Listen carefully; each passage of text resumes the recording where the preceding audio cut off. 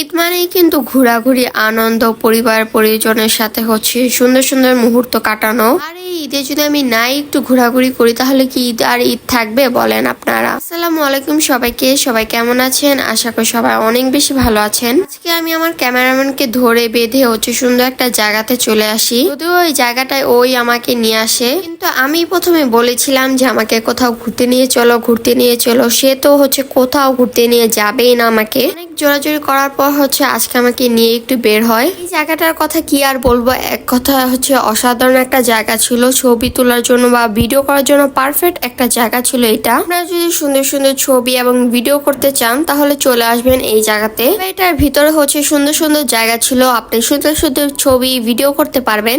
হাঁটতে যখন আপনি ক্লান্ত হয়ে যাবেন তখন এক বোতল হচ্ছে পানিও এটার ভিতরে পাবেন না। এটার ভিতরে হচ্ছে কোনো রকমের দোকানপাট নাই, খাবারের কোনো ধরনের হচ্ছে কোনো কিছুই পাবেন না এখানে। জায়গাটা অনেক বেশি সুন্দর, আমি তো এখানে এসে খুবই খুশি হয়েছি। ছবি তুলে খুবই সুন্দর আসে। আর এখন হচ্ছে আমি বলতেছিলাম আমার ক্যামেরাম্যানকে যে এটা কি গাছ। সে বলতেছিল একবার আম গাছ একবার জাম গাছ, তবে আমি বলতেছিলাম যে না, এটা হচ্ছে আম গাছও না জাম গাছও না। বলতেছিল তাহলে তুমি বলো এটা কি গাছ। আমি বলতেছিলাম যে এটা আম গাছও না জাম গাছও না, এই গাছটা আমি নিজেই জানি না কি গাছ।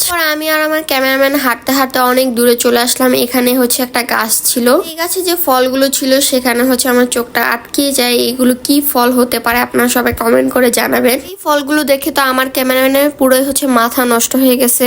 জিবলা দিয়ে হচ্ছে পানি পড়তেছিল এই ফলগুলো খাওয়ার জন্য। কি একটা চেহারা বানায় রাখছে দেখতেই পারছেন আপনারা। আমি ওকে বলতেছিলাম তুমি চাইলে ফলগুলো হচ্ছে নিতে পারবে না, কারণ এখানে কোনো কিছু ধরা বা হচ্ছে নেওয়া নিষেধ। জায়গাতে আমরা অনেক ঘোরাঘুরি করে ফেলি, অনেক হাঁটাহাঁটি করে ফেলি। হাঁটতে হাঁটতে তো আমার পায়ের অবস্থা একদমই 12টা বেজে গেছে। পর ওখান থেকে সোজা চলে আসি এই জায়গাতে কিছু খাওয়া দাওয়া করার জন্য। আর কিপটা ক্যামেরাম্যান তো আমাকে কিছু খাওয়াতেই চাচ্ছিল না, মানে ও এত পরিমাণে কিপটা কেন আমি এটাই বুঝি না মাঝে মাঝে। বড় হচ্ছে ওকে আমি অনেক বেশি জোরাজোরি করি যে দেখো আমি আজকে অনেক হেঁটে ফেলছি, আমি বাসায় যেতে পারবো না, কিছু খাওয়াও। হচ্ছে আমি বাসাতে যাবো না, হলে বাসাতে যাবো না আমি। তারপর রাজি হয় আমাকে কিছু খাওয়ানোর জন্য। আর এটা শুনে তো আমি মহা খুশি যে ওর মতন কিপটা মানুষ আমাকে কিছু খাওয়াবে। এখানে হচ্ছে বসে বসে মেনু কার্ড দেখতেছিল আর আমি এখানে বসে আছি। একটুখানি ক্যামেরাটা অন করে হচ্ছে নিজেকেই দেখতেছিলাম যে আমার মেকআপ এখনো ঠিকঠাক আছে কিনা। আমার ক্যামেরাম্যান ওর তো এদিক দিয়ে হচ্ছে মাথা নষ্ট, ওর আজকে অনেকগুলো টাকা আমি নষ্ট করে ফেলছি। এছাড়া তো চিন্তা একদমই শেষ যে ওর এতগুলো টাকা কিভাবে চলে যাচ্ছে।